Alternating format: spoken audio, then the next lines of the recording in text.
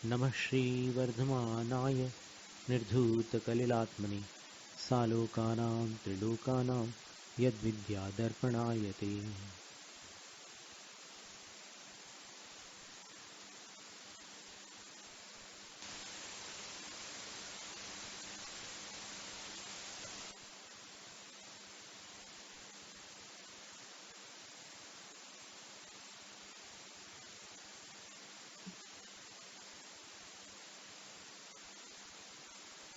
प्रथम स्थान जो था श्रावक का, पहला पद दर्शनिक शब्द दिया।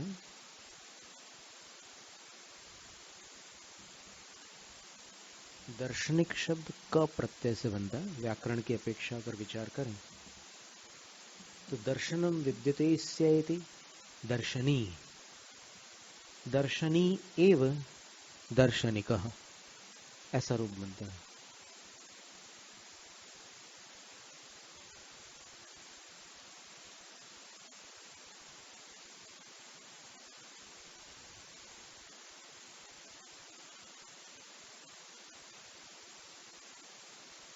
ये दार्शनिक शब्द नहीं है,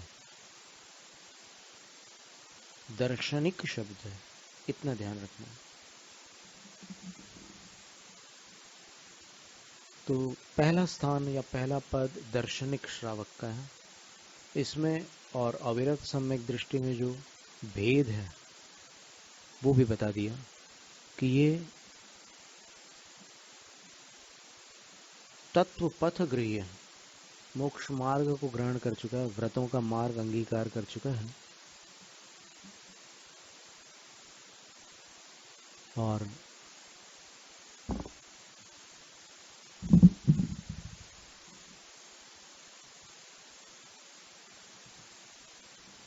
गुम्मटसार जीवकांड, धवला और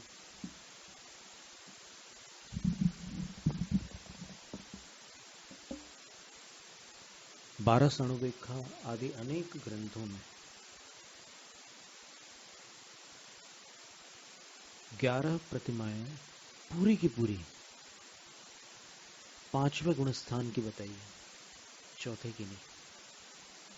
दंसन वै सामाय्य पोसह सचित्त राय भत्तेय मम्मारंभ परिग्रह अणुमणु उद्दिठ देश विरदेदे, देश विरत गुणस्थान की ये 11 प्रतिमाएं हैं। तो ये अणुव्रत यहाँ पर प्रथम प्रतिमा में ही आ जाता है, अणुव्रतों का संकल्प। और 4 जो पहली प्रतिमा में 4 विशेषताएं होती है उसका अपन पूर्व में स्वाध्याय कर चुके हैं। सबसे पहले तो सम्यक दर्शन के 5 दोषों का त्याग होता है। तदुपरांत संसार शरीर और भोगों के प्रति उदासी रहती है, आसक्ति को छोड़ना होता है। और फिर 5 परमेष्ठियों को ही रक्षक मानेगा, वो शरण मानेगा। जब भी अपने ऊपर संकट आएगा तो 5 परमेष्ठि के अतिरिक्त वो शासन देवता आदि को नहीं भजेगा।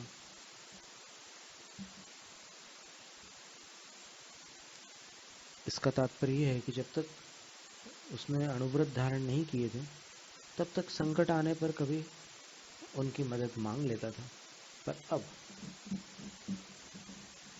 चौथे से पंचम गुण स्थान में आ गए तो अब उनकी मदद अपनी विपत्ति का निवारण करने के लिए नहीं लेगा। और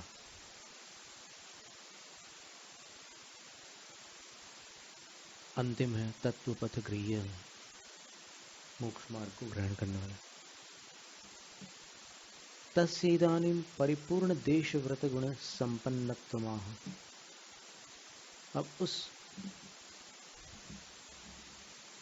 प्रथम श्रावक के लिए पूरे 12 व्रतों, जो देश व्रति के 12 व्रत होते हैं, उनकी संपन्नता कहाँ होती है वो बताते हैं। तो ये दूसरा स्थान है। निरतिक्रमण मणु व्रत पंचकमपि शील सप्तकं चापि धारयते निःशल्यो योऽसौ व्रतिनां मतो व्रतिकः। अणुव्रत पंचकम अपि शील सप्तकम चापि। अब यहाँ पर दूसरी प्रतिमा की बात है, दूसरा स्थान है, दूसरा पद है। पद, स्थान, प्रतिमा, ये 3 शब्द तो अपने को मिलते ही हैं। तो अणुव्रत पंचकम अपि निरतिक्रमणम धारयते। अब वहां पर सम्यक दर्शन निरतिचार था, दूसरी प्रतिमा में 5 अणुव्रत निरतिचार हो गए, तो 30 अतिचारों से मुक्ति होगी। वहां पर अणुव्रत सातिचार थे प्रथम प्रतिमा में, यहां पर निरतिचार हो गए। अतिचारों को अपन पढ़ चुके हैं पहले।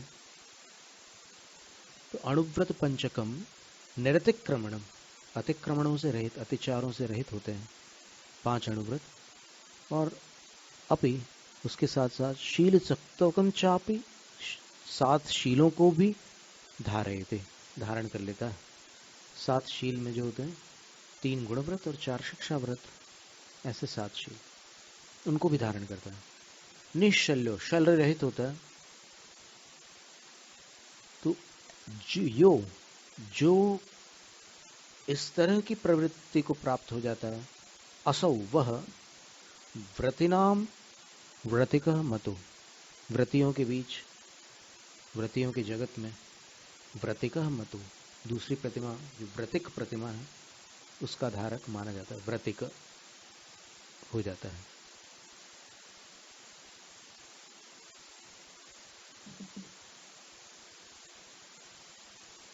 पांच अणुव्रत, अहिंसाणुव्रत, सत्याणुव्रत, अचौर्याणुव्रत, ब्रह्मचर्याणुव्रत या स्वदार संतोष व्रत, फिर परिमित परिग्रह व्रत, परिग्रह परिमाण या इच्छा परिमाण व्रत, ये 5 अणुव्रत हैं। गुणव्रत कौन से हैं? इस ग्रंथ के अनुसार दिग्व्रत, अनर्थ दंड विरति और भोगो भोग परिमाण। फिर शिक्षा व्रत इस ग्रंथ के अनुसार देशावकाशिक, सामायिक, पुरुषोत्तोपवास और वैयावृत्य, ऐसे 4 शिक्षा व्रत। और इनके अतिरिक्त एक संलेखना व्रत और बतला दिया है। अधुना अब सामयिक गुण संपन्नत्वं श्रावकस्य प्ररूपयन्नाह, सामयिक नाम का जो गुण है उससे संपन्नपना जो श्रावक का होता है उसका प्ररूपण करते हुए आचार्य कहते हैं, जब तीसरी प्रतिमा में सामयिक की वो मूर्ति हो जाएगा, प्रतिमा का अर्थ मूर्ति होता है, तो जिस पद में जो गुण बतलाया है उन गुणों की मूर्ति होना प्रतिमा है। चतुरावर्त तृतयश चतुः प्रणामः स्थितो यथा जातः सामयिको द्विनिषद्यस् त्रियोग शुद्धस्त्रिसन्ध्यमभिवन्दी।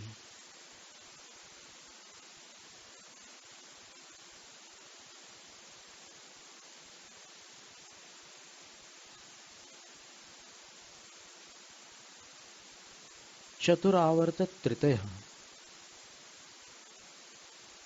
4 बार 3 आवर्त, आवर्त तृतय यानी 3 आवर्त, चतुः 4 बार करना है। ये आवर्त जो होता है ना, ऐसे हाथ घुमाने को आवर्त कहते हैं, तो ये 4 बार करने होते हैं। और चतुः प्रणाम, अब 4 बार अगर ऐसा करोगे तो हर बार अंत में एक प्रणाम भी करना होगा, तो चतुः प्रणाम, 4 प्रणाम भी हो जाएंगे। और स्थितो यथा जाता है, यथाजात खड़े होना है सामयिक में, या फिर स्थित का अर्थ होता है एक स्थान पर स्थिर होना है, दोनों अर्थ होते हैं। यथाजात का अर्थ होता है, अब जैसे यहाँ पर पुरुष की अपेक्षा से यहाँ पर पुल्लिंग का जो प्रयोग किया गया है, यथाजात यानी जैसे जन्म के समय जो रूप था उसी रूप में सामयिक करना होती है। और उस रूप में सामयिक करने के लिए वो एकांत स्थान आदि सब देख करके करनी होती है। और अगर वैसा संयोग नहीं बनता तो फिर वैसे नहीं कर सकते कि श्रावक होकर के वैसे नहीं करते हैं। मतलब आज वर्तमान में ऐसा आदेश नहीं मिलता गुरुओं का कि आज की स्थिति में आप बालक के रूप में दिगंबर मुद्रा में सामयिक ऐसे खुलेआम करो, किसी के सामने करो, ऐसा आदेश नहीं देते गुरु। तीसरी प्रतिमा में लिखा तो है कि यथाजात ही करना है सामायिक। सामयिक, इस ग्रंथ में सामायिक शब्द न होकर सामयिक शब्द है। सामायिक शब्द समाय शब्द से बनता है और सामयिक शब्द समय शब्द से बनता है। द्विनिषद्य, और 2 बार बैठना होता है इसमें, द्विनिषद्य, अथवा 2 आसनों में भी सामायिक की जाती है, ऐसा भी उल्लेख आता है किन्हीं ग्रंथकारों के ग्रंथों में। 2 आसन कौन से हैं? एक ऊर्ध्व कायोत्सर्ग मुद्रा है, यानी खड़े होते समय दोनों पैरों के बीच में 4 अंगुल की दूरी रखना। अपने हाथ से जो 4 अंगुल होते हैं उतनी दूर दोनों को पैरों को रखना है, और हाथों को ऐसे नीचे लटका करके फिर सीधे खड़े होकर के सामायिक करना है। एक ये आसन हो गई निषद्या, और दूसरी निषद्या ये हो गई कि आप पर्यंक आसन में सामायिक करें। पर्यंक आसन में नीचे पालथी रहती है और ये दोनों हाथ ऐसे नाभि में रहते हैं, नाभि स्थान पर रहते हैं, ऐसे सामायिक कर लें द्विनिषद्या। और कैसा होना होगा? त्रियोग शुद्ध, मन वचन काया से शुद्ध होकर के सामायिक करनी होगी। यानी शुद्ध का अर्थ यहाँ पर मन वचन काया की असंगत प्रवृत्तियां नहीं करना है, गलत चेष्टाएं नहीं करना है। और त्रिसंध्यम, 3 संधि कालों में करना है। ये तीसरी प्रतिमा है ना, तो 3 बार 3 संधियों में अभिबंधी सामायिक करना। और अभिबंधन मतलब अभिबंधी का अर्थ होता है कि चैत्य भक्ति और पंचगुरु भक्ति, ये भक्तियां करनी है आपको, यानी जिन प्रतिमाओं की वंदना करनी है और पंच परमेष्ठियों की वंदना करनी, ये अभिबंधी शब्द का अर्थ। तो अब इसकी जो प्रक्रिया है वो अपन जैसे अभी जो पाठ करते हैं अपन, तो इस पाठ को सही विधि से यदि किया जाए तो इसको कृति कर्म कहते हैं। अभी तो अपन केवल मौखिक पाठ करते हैं, उच्चारण करते हैं। वास्तव में सामायिक के समय तो इसकी जो प्रक्रिया होती है वो ऐसी होती है कि सबसे पहले आप जिस दिशा में मुख करके सामायिक करना चाहते हैं उस ओर एक बैठ करके प्रणाम किया आपने। अब ये भी द्विनिषद्य का ये दूसरा अर्थ है। एक तो 2 आसनों में आप सामायिक करें, और फिर यहाँ पर द्विनिषद्य का अर्थ होता है इस कृतिकर्म की प्रक्रिया में 2 बार बैठ करके नमस्कार करें। तो 2 बार बैठ करके नमस्कार करने की 2 विधियां हैं। रत्नकर्ण के अनुसार जो विधि है वो ये है कि एक बार तो एकदम प्रारंभ में आपने वंदना नमस्कार कर लिया, बैठ पंचांग नमस्कार बोलते हैं इसको। 5 अंग, दोनों पैर, दोनों हाथ और मस्तक, इन 5 से नमस्कार करने को पंचांग नमस्कार कहते हैं।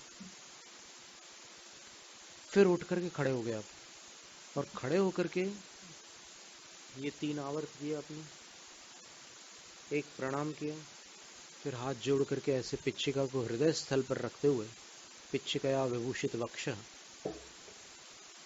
प्रत्याख्यान की प्रक्रिया में वहां पर आता है मूलाचार में, ऐसे खड़े हो गए। जिनके पास पिच्छियां, जिनके पास नहीं है वो हाथ जोड़ करके खड़े हो जाएंगे। तो खड़े होकर के फिर आपको ये सामायिक दंडक पढ़ना है। ये विशेष सामायिक के लिए है, नमो हरंताणम से लेकर के बोसरामी तक। अब इसमें अलग अलग प्रतियों में अलग अलग पाठ छपे हुए हैं। नमो अरहंताणम, वास्तव में सामायिक दंडक के पाठ में अरिहंताणम न होकर अरहंताणम है। क्रियाकलाप ग्रंथ में प्रभाचंद्र आचार्य महाराज ने अरहंताणम पाठ दिया है। और नमो अरहंताणम, नमो सिद्धाणम, नमो आयर्याणम, नमो उवज्झायाणम, नमो लोई सब साहुणम। फिर चत्तारी मंगल पाठ है जिसको मंगलोत्तम शरण पाठ कहते हैं, उसको चत्तारी दंडक भी कहते हैं। तो इसमें क्या है कि पिछली शताब्दी में कुछ विद्वानों ने और साधुओं ने मिलकर के इस पाठ को बदल दिया है, और वो बदला हुआ पाठ आप लोग सभी लोग बोलते हैं। और जो आचार्य प्रणीत पुराने मूल ग्रंथों में पाठ है वो इससे अलग है। तो अभी हमने लगभग सन 1934 में प्रकाशित एक कन्नड़ ग्रंथ देखा कि उसमें क्या पाठ दिया है। तो वो पाठ हम आपको बताते हैं।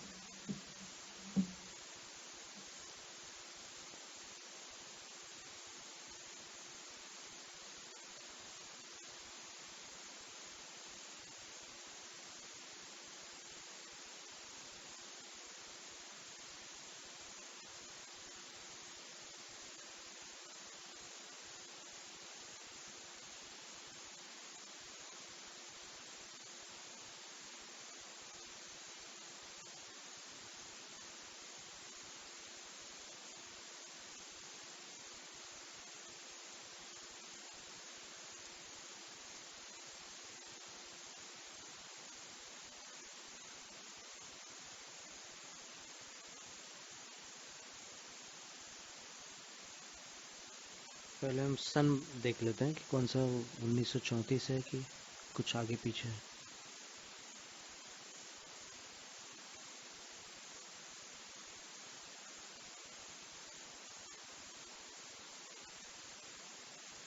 अब ये आप लोग पढ़ करके देख सकते हैं, कन्नड़ में लिखा हुआ है।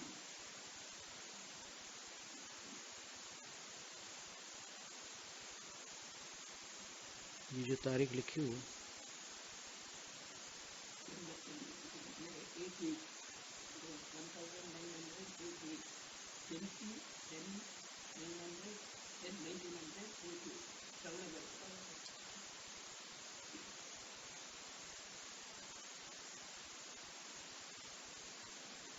नहीं पर ये इससे पुरानी है ये पुस्तक। इसका जो प्रथम संस्करण है ना,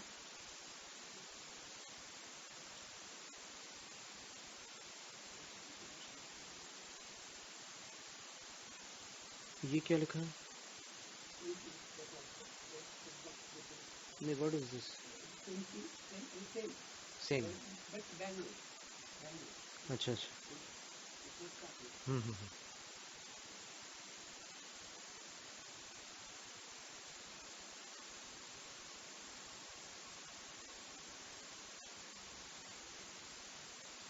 और ये जो विद्वान है शांतिराज शास्त्री, ठीक है। तो ये यहाँ इरवत्तूर के थे क्या?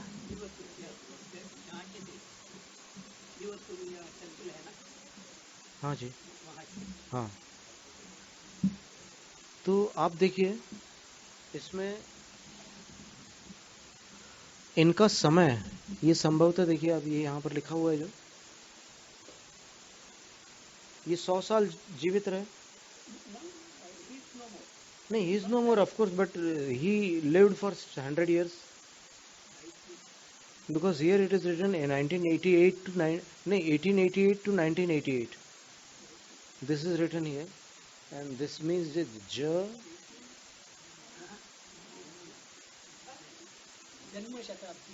जन्म शताब्दी।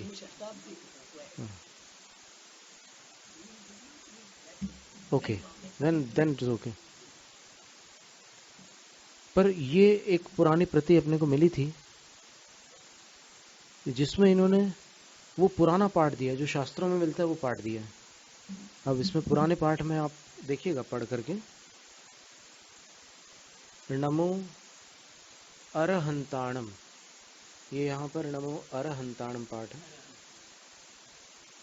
फिर नमो सिद्धाणम नमो आयरियाणम में तो किसी को कोई ऑब्जेक्शन नहीं, वो तो जो कहते हैं। पर आ इरियाणम है,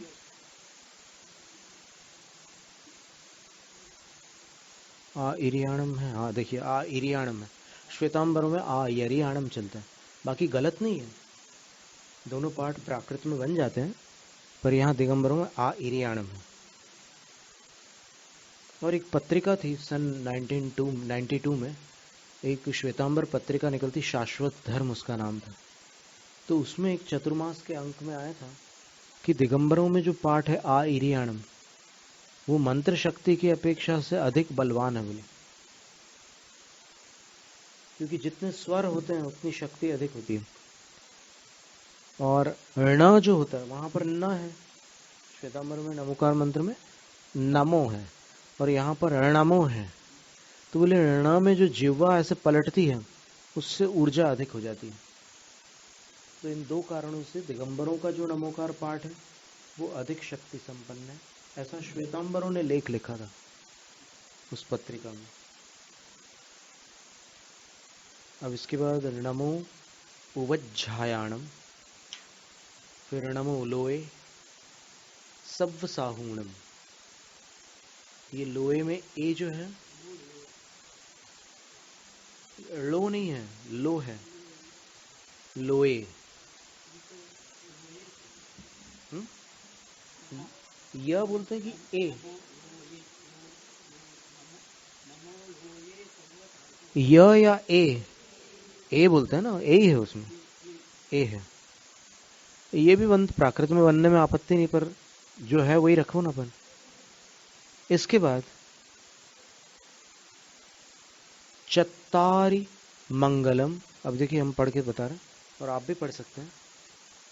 अरहंत मंगलम, अरहंता मंगलम, हाँ दीर्घ नहीं है। सिद्ध मंगलम, साहु मंगलम, केवली पण्णत्तो धम्मो मंगलम, चत्तारि लोगुत्तमा। ठीक है ना। अरहंत लोगुत्तमा, सिद्ध लोगुत्तमा, साहु लोगुत्तमा, केवली पण्णत्तो धम्मो लोगुत्तमा। ये पाठ है। फिर चत्तारि शरणम पव्वजामि, डबल ज नहीं दिया है इन्होंने, पव्वजामि दिया है।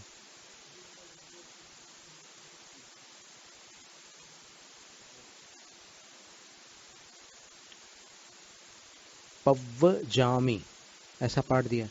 ये पाठ हमें समंतभद्र स्वामी कृत, जो एनआरपुरा वाले जो समंतभद्र जी थे ना, आचार्य समंतभद्र जी, ये वो वाले आचार्य तो पुराने हो गए, रत्नकरंड वाले। लेकिन एक एनआरपुरा में भी एक समंतभद्र आचार्य की प्रसिद्धि है। तो उन्होंने जो शांति धारा लिखी है, उनकी शांति धारा में पव्वजामि पाठ है, ज डबल नहीं है, पर क्रियाकलाप ग्रंथ में ज डबल है।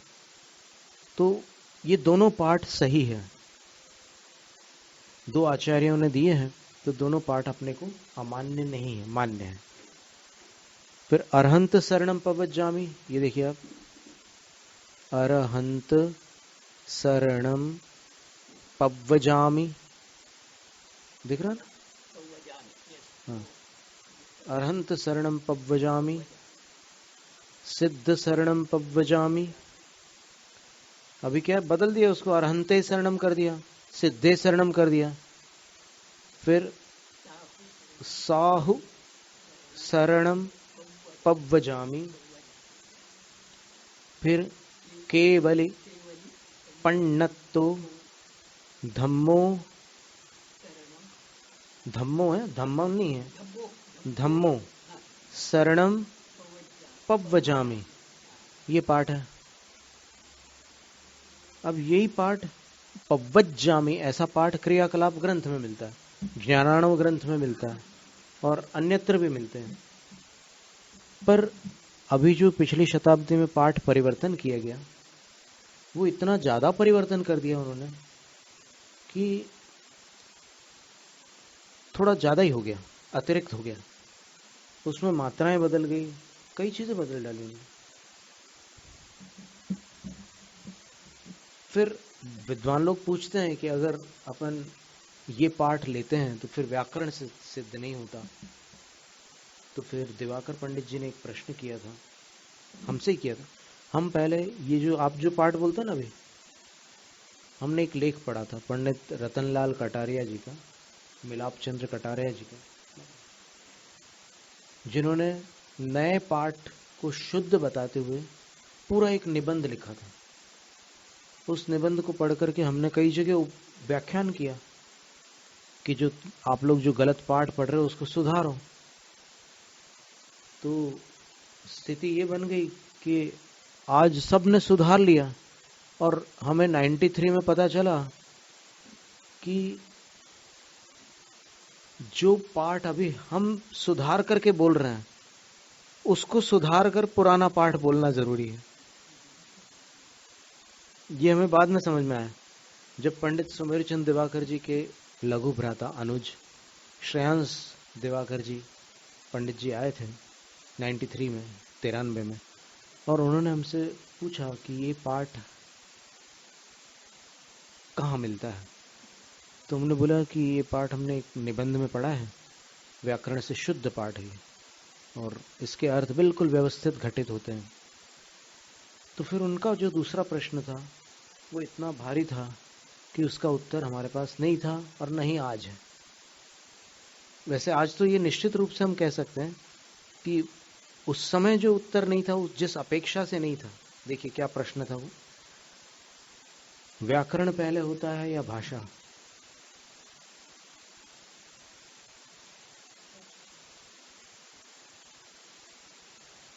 अब इसका और सरल भाषा में हम आपको ये प्रश्न पूछते हैं कि आपकी माँ ने आपको व्याकरण सिखाया था या कन्नड़ सिखाई थी?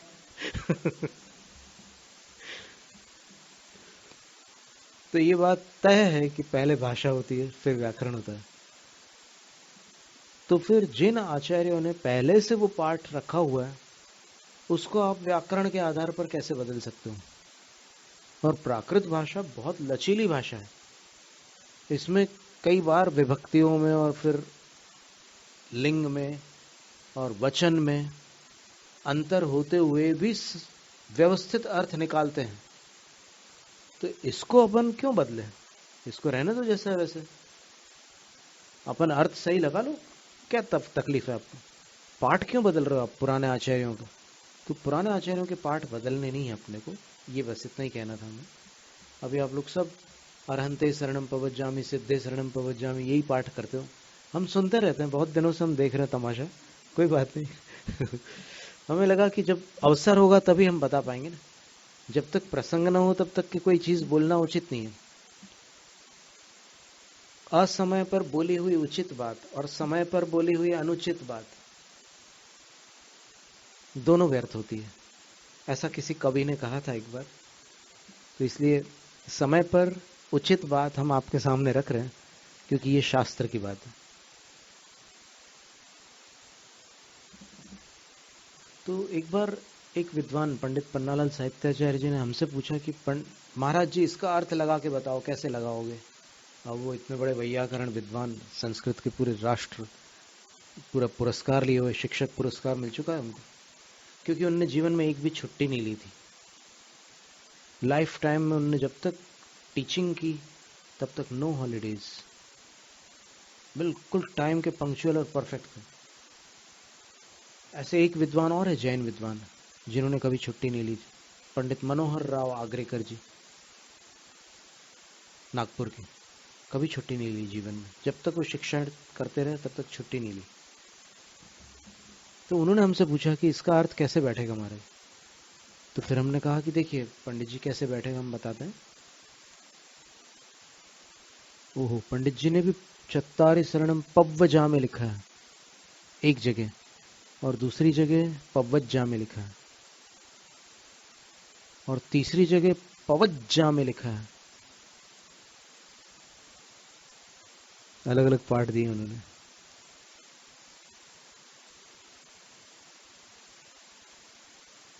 पव्वजामी, पव्वज्जामी, पवज्जामी। श्वेतांबर लोग पवज्जामी बोलते हैं। श्वेतांबरों का पाठ भी हमारे पास है, और वो सुधारने के बाद में महेंद्र कपूर ने गाया है इसको। आप जानते हैं महेंद्र कपूर, नाम सुना आपने? महेंद्र कपूर, वो महाभारत सीरियल आता था ना, तो उसमें वो ये गाते थे, यदा यदा ही धर्मस्य संभवामि युगे युगे, ये महेंद्र कपूर की आवाज थी। तो उन्होंने भी ये पाठ गाया हुआ है। अभी देखो अपन शायद यहां से लगा देंगे तो आप इसमें से सुन लेना।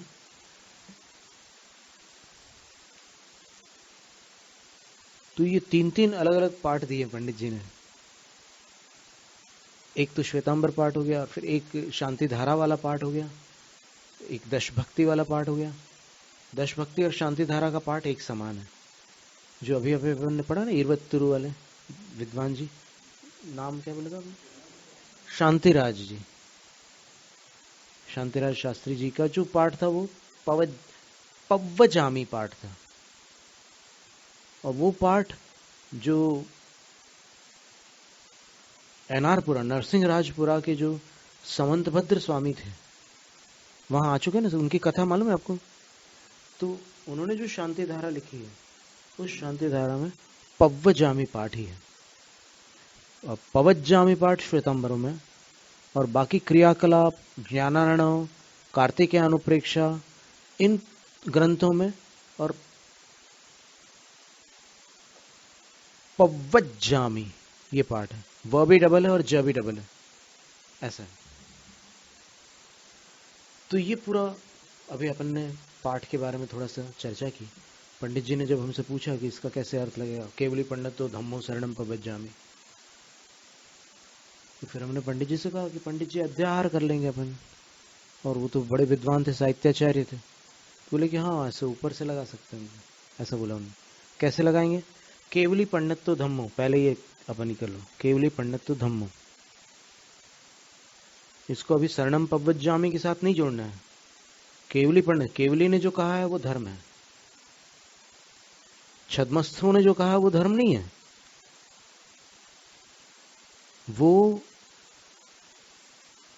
वो धर्माभास है।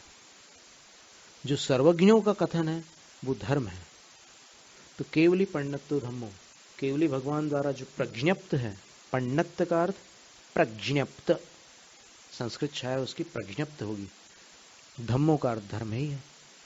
और ये एक बात हुई। फिर कह रहे हैं कि तम शरणम पवज्जामी, तो तम बोल नहीं रहे हैं लेकिन उसमें अध्याहार कर रहे हैं। अध्याहार का अर्थ क्या होता है? जो चीज वहां लिखी हुई नहीं है उसको वहां पर घटित कर लेना।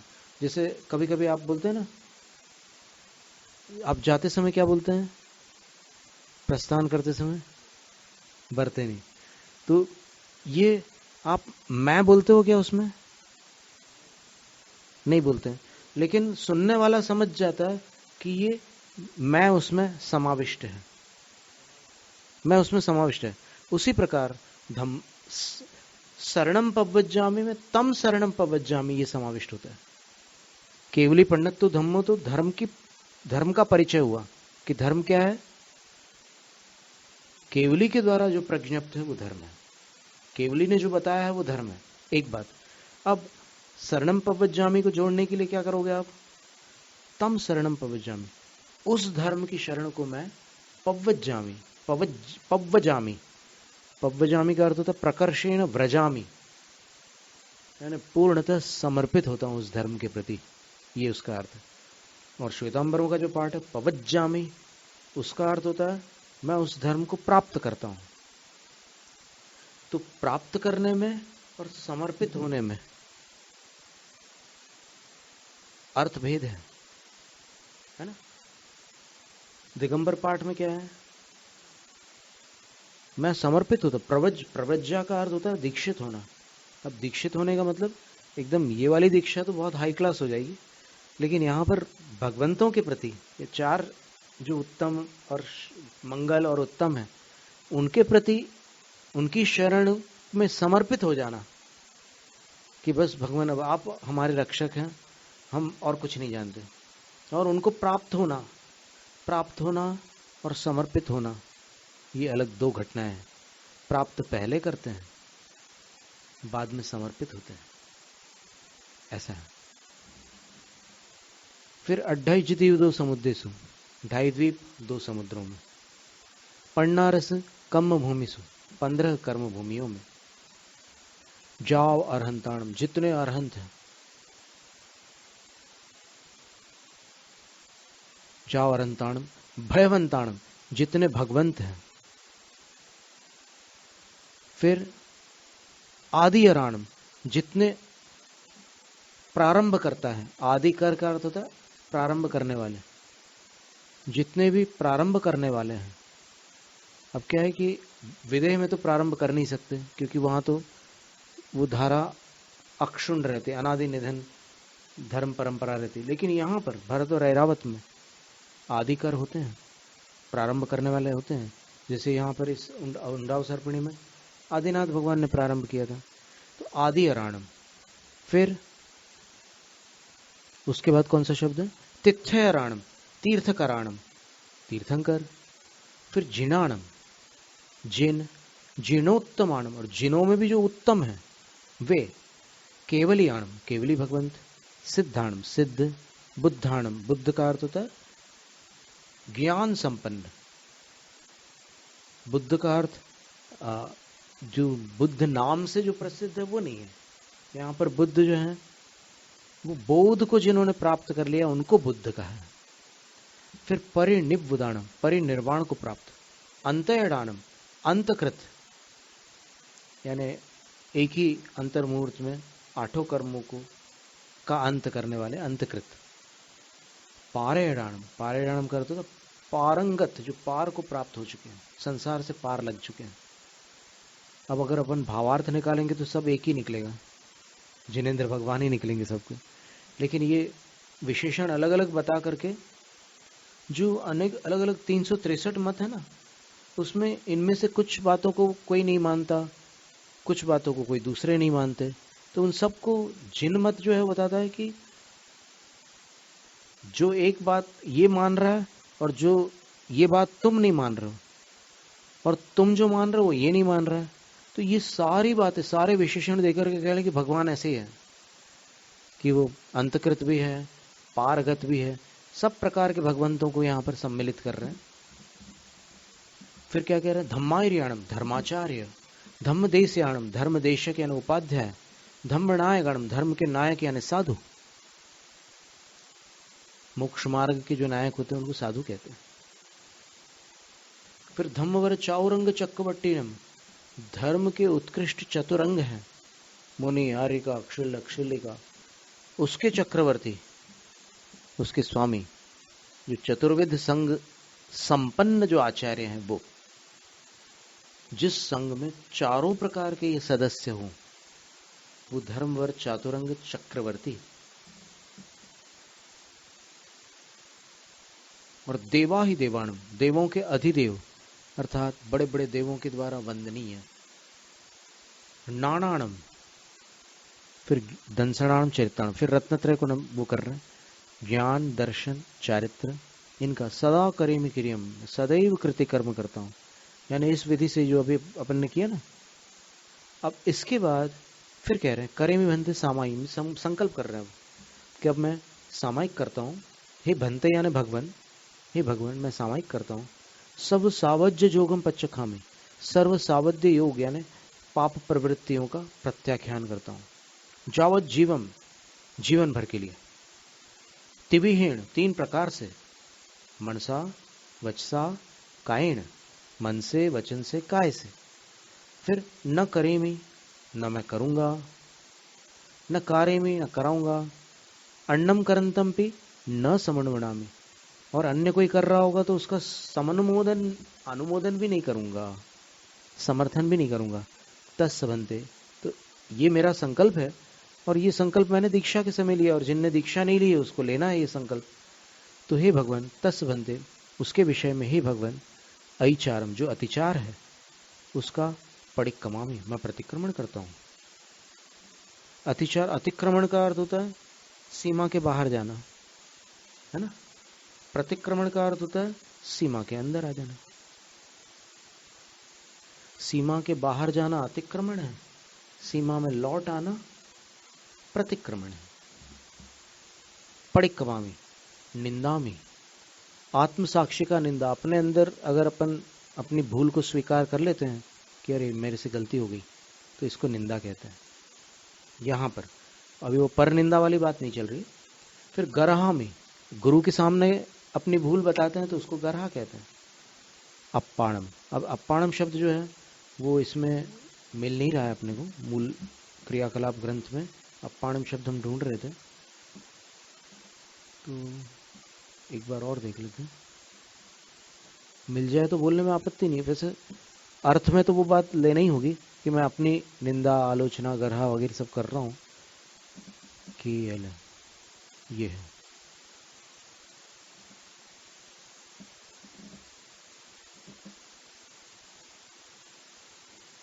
अप्पाणम है क्रियाकलाप में,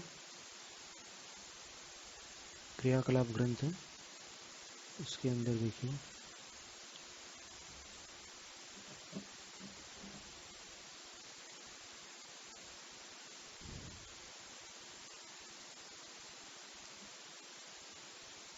ऐचारम परिक्रमा में निंदा में गरहा में,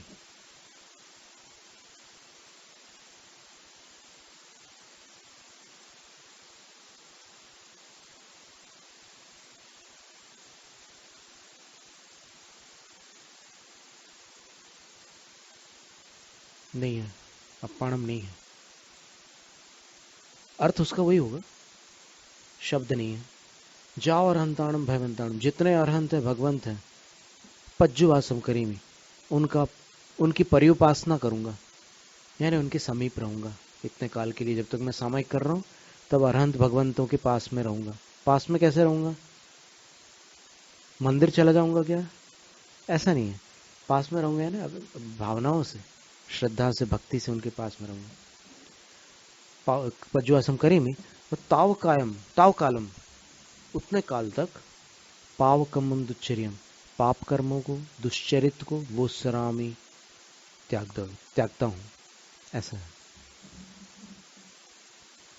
वर्तमान की क्रिया दी हुई हमने, लेकिन भविष्य की इसलिए कही क्योंकि अभी सामायिक के पहले अपन ये सोच रहे हैं, तो मूल में तो वर्तमान का ही पाठ दिया हुआ है। अब इसके बाद फिर 3 बार आवर्त किए, ऐसे नमस्कार किया और फिर कायोत्सर्ग किया, खड़े खड़े। अभी बैठना नहीं है, पहले सबसे पहले बैठ करके किया ना, तो अभी खड़े खड़े फिर कायोत्सर्ग किया। अब कोई पूछे कि भाई माता बहनें खड़े होकर कायोत्सर्ग कर सकती हैं क्या? 100% कर सकती है, कौन कहता है नहीं कर सकती? कोई आगम प्रमाण है क्या निषेध करने वालों के पास? एक भी आगम प्रमाण नहीं है। फिर अगर किन्हीं गुरुओं को आपत्ति हो तो ठीक है, उनकी जय हो, कौन क्या कर सकता है? शास्त्रों में अगर अपन देखें तो अभी अपन रत्नकर्ण शावकाचार्य में पढ़ चुके हैं, कायोत्सर्ग का वर्णन अपन पढ़ चुके हैं रत्नकर्ण शावकाचार्य में। आदि पुराण में आता है, हरिवंश पुराण में आता है, तो अपन क्या इनको उनको अमान्य कर दें? और फिर कहीं ये लिखा हुआ नहीं आता कि नारी जाति बैठकर करे। अगर बैठकर करने का ही होता नारी जाति का, तो द्विनिषद्य का क्या करते आप? यहां लिखा है कि 2 बार बैठना है इस पूरी विधि में, तो इस पूरी विधि में 2 बार बैठने की संभावना, जो बैठकर ही कर रहा है वो 2 बार कैसे बैठेगा बताओ? वो तो परमानेंट बैठा हुआ है। कॉमन सेंस की बातें हैं ये, जरा जरा सी ऐसी ऐसी बातों को लेकर के अकारण एक लहर चल जाती है और लोग एकदम धर्म के लिए मर मिटने को तैयार हो जाते। नॉनसेंस, मतलब ऐसी बातें कि इसमें क्या कषाय का कोई स्थान है क्या? आप ये देखो ना कि आचार्य क्या कह रहे हैं। या तो फिर आप तीर्थंकर बन जाओ और जो बोलोगे सब हम मान लेंगे, और या फिर तीर्थंकर ने जो कहा वो मान लो। 2 रास्ते हैं। अपना नया रास्ता चलाना ये मोक्ष मार्ग को शोभा नहीं देता, क्योंकि मोक्ष मार्ग उनने बताया जिसने राग द्वेष काम आदि जीते सब जग जान लिया, सब जीवों को मोक्ष मार्ग का निष्प्रह हो उपदेश दिया। तो ये मतलब सब ऐसा लगता है कि जैसे वो लोग वहां पर लौकिक जगत में वो लोग अपने जोक्स करते हैं, यहां पर ऐसे जोक्स होते हैं। ये क्रियाओं के बारे में ऐसी ऐसी बातें आती है सुनने में कि बिल्कुल जोक्स से कम नहीं लगती वो बातें। और सबसे ज्यादा हंसी की बात तब आती है कि जब सुनने वाले श्रद्धालु लोग हाथ जोड़कर बाबा वाक्यम प्रमाणम मान लेते हैं कि हाँ ठीक है, बिल्कुल सही कहा आप, तो हे आप सच्चे मार्गदर्शक हैं, ये बात होती है। तो सर्वाधिक हास्यास्पद होता है अगर कोई भी जानकार व्यक्ति उस भोली सभा में पहुंच जाएगा और फिर ये जो निरर्गल कथन चल रहे हैं उनको सुन लेगा, तो वो जैन धर्म से अप्रभावित हो जाएगा कि क्या लकीर के फकीर होते हैं जैन लोग। ये मानेगा वो कि ये कुछ भी बोलते चले जा रहे हैं और वो सब या तो तालियां बजा रहे हैं, या फिर उसको मान्य कर रहे हैं, या फिर हाथ जोड़ रहे हैं, सिर पे लगा रहे हैं, सब अलग अलग प्रकार की विचित्र चेष्टाएं कर रहे हैं। जैसे ये सब, जैसे चमत्कारी बाबाओं के पास भी ऐसे ही होता है ना। तो उनमें चमत्कारी, ऐसा नहीं कहते हम कि चमत्कार बिल्कुल नहीं होते, लेकिन जहां चमत्कार नहीं है और जहां ट्रिक्स हैं, चतुराई है, वहां पर भी लोग ऐसे नतमस्तक हो जाते हैं। तो ये आलोचना की अपेक्षा से कथन नहीं था, केवल इतने एक सचेत करने की बात थी कि किसी की भी कोई भी बात आंख बंद करके मानने का जमाना नहीं है ये। चरणानुयोग शुद्ध जिनादेश से चलता है। चरणानुयोग जो होता है ना, वो बिल्कुल आज्ञा प्रधान होता है। द्रव्यानुयोग जो होता है वो परीक्षा प्रधान होता है। द्रव्यानुयोग में बहुत तर्क किए जाते हैं, और तर्क करने के बाद भी जो मूल सूत्र है उसको सिद्ध करके स्थापित कर दिया जाता है, उस सत्य को। उसी में द्रव्यानुयोग की शोभा है। लेकिन उस समय तर्क करते समय विनय की सीमा का उल्लंघन नहीं किया जाता, विनय पूर्वक ही तर्क किया जाता है। लेकिन वो तो जो बुद्धिमान लोग हैं उनकी वो कुशलता होती है। भाषा की मर्यादा का भी उल्लंघन नहीं होगा, सारी बातें हैं। तो अब ये कर लिया अपन ने, खड़े खड़े सब कुछ हो रहा है। इसके बाद कायोत्सर्ग किया। कायोत्सर्ग करने के बाद देखिए आप आचार्य प्रभाचंद्र देव क्या कह रहे हैं। प्रभाचंद्र देव कह रहे हैं कि अभी खड़े खड़े ही आपको आगे बढ़ना है। कायोत्सर्ग किया आपने, फिर से आप 3 आवर्त करेंगे, एक प्रणाम करेंगे और 24 तीर्थंकरों की स्तुति करेंगे। तो साम्यम जिणवरे तेरे केवल अनंत जिणे, पूरे 24 तीर्थंकरों की स्तुति आएगी। उसह मजीयम च वंदे संभव अभिनंदनम च सुमयीम च, समझ में आता है ना नाम। पौमपहम सुपासम जिणम च चंदपहम वंदे, 8 तीर्थंकर का एक गाथा में वंदन हो गया। फिर और आगे देखिए, सुविहिं च पुप्पयंतम सीयल सेयं च वासुपूज्यम च विमलमणंतम भैवम धम्मम संतिम च वंदामि। फिर 8 तीर्थंकरों का वंदन हो गया एक गाथा में। फिर कुंथुम च जिणवरिंदम अरम च मल्लिम च सुव्वयम च नमिम वंदामि रिठणीमं तपासम वड्डमाणम च। फिर 8 तीर्थंकरों का, 3 गाथाओं में 8-8 करके 24 तीर्थंकरों की वंदना कर ली। और फिर उसमें अतिरिक्त और भी गाथाएं हैं। उन सबको संपन्न करने के बाद सिद्धा सिद्धिम मम दिसंतु, इतना करने के बाद फिर से बैठ करके एक बार 3 आवर्त और प्रणाम कर लेना है, या फिर 3 आवर्त प्रणाम करके फिर बैठ करके एक बार नमस्कार कर लेना है। जैसे शुरू में क्या किया था, बैठकर नमस्कार किया, फिर खड़े होकर के 3 आवर्त और एक प्रणाम किया, और फिर दंडक प्रारंभ किया। अब लास्ट में उसी क्रम में अब क्या है कि बैठने का क्रम है। पहले तो बैठ करके आप उठे थे, फिर अब उठे हुए हैं, बैठ रहे हैं, तो फिर अब आप पहले 3 बार आवर्त करके नमस्कार कर लें, प्रणाम कर लें, और फिर बैठ करके पंचांग नमस्कार कर लें। ये प्रक्रिया है पूरी, कृतिकर्म कहते हैं इसको। प्रारंभे समाप्तौ च उपविश्य प्रणाम कर्तव्य, प्रारंभ में और समाप्त में बैठकर प्रणाम करने योग्य है, ये कह रहे हैं। तो इसका अर्थ, इसका दूसरा अर्थ भी निकल सकता है। दूसरा अर्थ क्या निकलेगा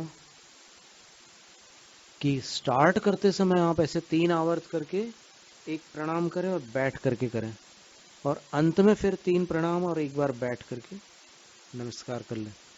और बाकी जो बीच के हैं, कायोत्सर्ग के पहले और कायोत्सर्ग से बाद, वो खड़े खड़े करें, ऐसा भी अर्थ निकल सकता है। लेकिन धवला ग्रंथ में, मूलाचार ग्रंथ में देखिए थोड़ा सा क्रम अलग दिया है, वो भी हम आपके सामने रखते हैं। और धवला का भी जो लिखा है वो भी हम आपको बताते हैं, ताकि सारी बातें एक साथ आपको मिल जाए। फिर जिसको जो करना हो वैसा कर ले। आगम आपके सामने रख देते हैं।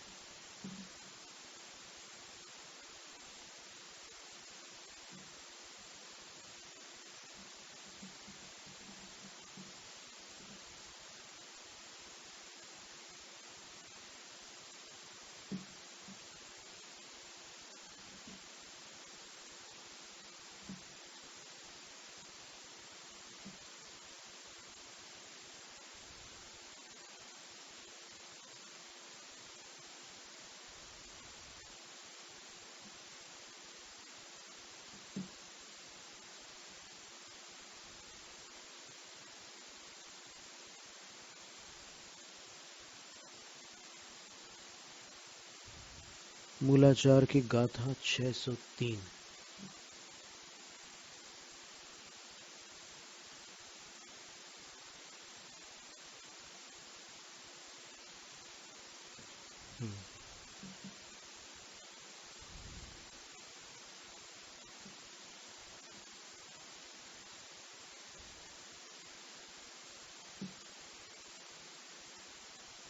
ये है। क्या कह रहे हैं इसमें? द्वे अवनति पंच नमस्कारादौ एकावनति। पंच नमस्कार यानी नमोकार मंत्र प्रारंभ करने से पहले एक बार बैठ करके नमस्तु करना है। फिर ये भूमि स्पर्शस, भूमि का स्पर्श करके नमस्कार करना है। तथा चतुर्विंशति स्तवादौ द्वितीय आवनति। ये देखिए अब दूसरी इनने आचार्य वसुनंदी सिद्धांत चक्रवर्ती कह रहे हैं कि दूसरी बार जो आपको बैठ करके नमस्कार करना है वो 24 तीर्थंकरों की स्तुति के आदि में करना है। कैसे होगा फिर? तो जो बीच में आपने कायोत्सर्ग किया है ना, उसके बाद बैठ करके आपको वो करना है। तो प्रभाचंद्र आचार्य महाराज ने शुरू में और अंत में बोला था, और आचार्य वसुनंदी सिद्धांत चक्रवर्ती कह रहे हैं कि प्रारंभ में और मध्य में करना है। उसके बाद खड़े होकर के फिर से आपको थुस्साम्यम जड़वरे तिथेर केवली अनंत जी ने ये पूरी प्रक्रिया करनी है। और धवला की 13वीं पुस्तक में लिखा है कि 3 बार कर लो। तो 3 बार करना हो तो फिर दोनों आचार्यों की बात रह जाए। प्रथम अवनमन तो बिल्कुल निर्विवाद है, तीनों आचार्यों को मान्य है। पर दूसरा जो था उसमें 2 विकल्प मिले अपने को। प्रभाचंद्र आचार्य अंत का कह रहे थे और वसुनंदी सिद्धांत चक्रवर्ती मध्य का कह रहे थे।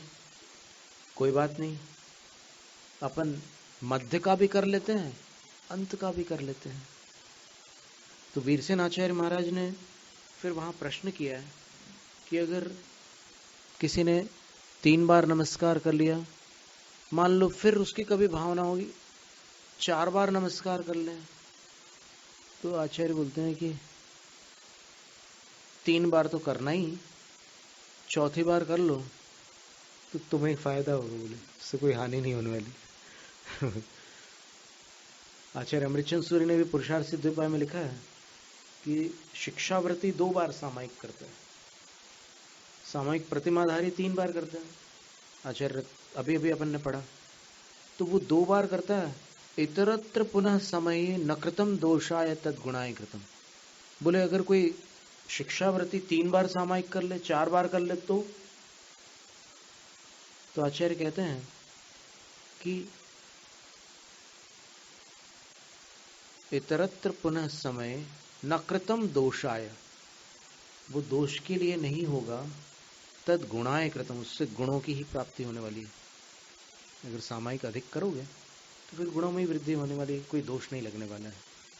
तो कुछ चीजें ऐसी होती है जिनकी संख्या शास्त्रों में दी है, पर उस संख्या से अधिक मात्रा में अगर कुछ हो जाए तो फिर उसमें दोष नहीं लगता।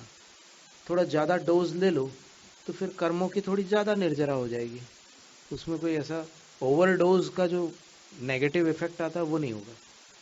ऐसा था। तो इस तरह ये सामयिक प्रतिमा में ये जो विधि है कृतिकर्म वाली, ये अनिवार्य हो जाती है। और उसके बाद आचार्य समन्वय स्वामी ने समय तो बताया ही है, कितनी देर के लिए बैठना आपको। जब तक कि आप ऐसे हाथ रख सकते हैं, जब तक आपके आसन स्थिर रह सकती है, तब तक बैठो। और ऐसा आसन लगाओ जो अधिक देर तक स्थिर रह सके। नहीं तो आप कोई ऐसा आसन लगा लो कि जल्दी से उठना है सामायिक में तो 5 मिनट में निपट जाए, हो जाए खेल। पर ऐसा नहीं, सामायिक में आपको बहुत सारी विधियां करनी है। आपको 2 भक्तियां पढ़नी है। जो अभी अभिबंधी शब्द आया था ना, तो अभिबंधी शब्द का अर्थ होता है कि आपको चैत्य वंदना करनी है, और बल्कि ये समझ लो कि पूरी 9 देवताओं की वंदना करनी है आपको। और फिर पंचगुरु भक्ति अलग से करनी है, क्योंकि पंचगुरु चेतन है और 9 देवता जो हैं सारे के सारे चेतन नहीं है, उनमें कुछ अचेतन भी है, कुछ मिश्र भी है। कि जैसे नवदेव कौन से हैं? 5 परमेष्ठी है। फिर जिन धर्म, जिनागम, जिन चैत्य और जिन चैत्यालय। तो इनमें कुछ चेतन भी है, अचेतन भी है। 5 परमेष्ठी तो नियम से चेतन है। तो जिन धर्म क्या है? रत्नत्रय। फिर जिन चैत्य, जिनेंद्र भगवान की प्रतिमा है, अचेतन है। और फिर जिनागम है। जिनागम चेतन है कि अचेतन? चेतन है कि अचेतन? अचेतन है। जिनागम अचेतन है क्योंकि या तो शब्द रूप है या फिर अक्षर रूप है ना? अचेतन है। तो अलग से पंच गुरुओं की भक्ति करनी है। पहले चैत्य वंदना करनी है। तो चैत्य वंदना के अंतर्गत 9 देवताओं का स्तोत्र भी उसमें सम्मिलित किया है, उसको भी ले लेना और फिर वो भी करना है। और उसकी पूरी विधि इसी कृतिकर्म की विधि से करनी, ये सामायिक की प्रक्रिया। उसके बाद आप माला फेर सकते हैं, अनुप्रेक्षाओं का चिंतन कर सकते हैं। 12 अनुप्रेक्षाएं होती है। सामायिक पाठ पढ़ सकते हैं। ये सब करके आप सामायिक कर सकते हैं। और अच्छे ढंग से आप सामायिक करेंगे तो 48 मिनट का समय हो जाता है। काल की अपेक्षा जगन्य काल 48 मिनट है। मध्यम काल 1 घंटे 2 मुहूर्त का 48 मिनट्स। और मध्यम काल ट्वाइस 1 आवर 36 मिनट्स, 1 घंटे 36 मिनट। और उत्कृष्ट काल जो है सामायिक का वो 3 मुहूर्त है, 3 मुहूर्त, यानी 2 आवर्स 24 मिनट्स। ये काल सामायिक की अपेक्षा। भाव सामायिक की अपेक्षा बताएं कि सिद्ध स्वरूपम ध्यायति,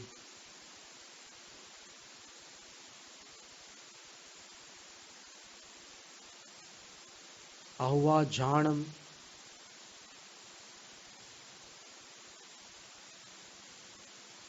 अहवा झाणुत्तमं ससंवेयं क्षणमेकमविचलुंगु उत्तम सामाय्यम तत्स। वसुनंदी श्रावकाचार्य में उत्तम सामायिक की परिभाषा दी है कि जो सिद्ध भगवान के स्वरूप का ध्यान करते हैं सामायिक में, जो श्रावक, अथवा कोई ऐसा उत्तम ध्यान जो स्वसंवेद्य है, आत्मा का ध्यान करते हैं, सिद्ध परमात्मा का अथवा अपनी आत्मा का जो ध्यान करते हैं, और क्षणमेकम अविचलंगु, एक क्षण के लिए अविचलांग हो जाते हैं, यानी उनका शरीर मूर्ति जैसा हो जाता है, उनको भान भी नहीं रहता है कि मेरा शरीर है या नहीं। 4 मिनट के लिए, एक क्षण 4 मिनट का होता है, क्योंकि 12 क्षणों का एक मुहूर्त होता है। तो एक मुहूर्त 48 मिनट का है, उसको 12 से भाग दोगे तो फिर 4 मिनट होंगे। तो 4 मिनट के लिए अगर वो एकदम मूर्ति के समान स्थिर हो जाए कोई श्रावक,